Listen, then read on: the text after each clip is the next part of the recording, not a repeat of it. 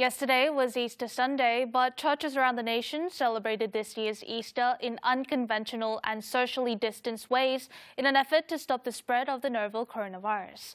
Some churches held drive-in services and even offline services with only selected worshippers in attendance. Dressed in protective suits, church officials measure the body temperature of arriving worshippers.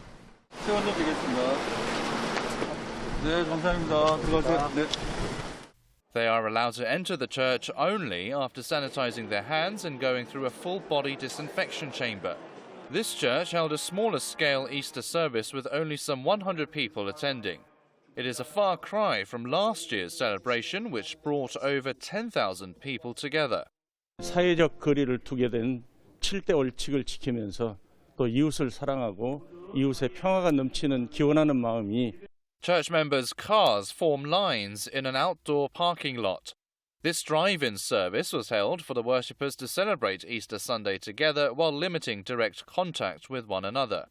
In line with social distancing guidelines, the vehicles were parked in a manner to maintain space from each other. While remaining in their vehicles, the attendees listened to the sermon and hymns delivered via in-car radio systems. 물론 차에서 예배 드리는 거지만 너무 좋고 현장감도 있고 교회에서 꼭 예배 같이 드리는 것처럼 해서 너무 좋습니다.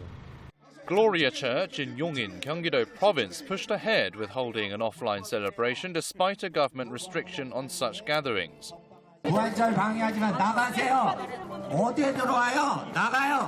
Although its pastor, Chun Kwang-hun, was arrested, Sarang Jeil Church held an offline service with some 1,200 members, defying the Seoul City government's repeated warnings.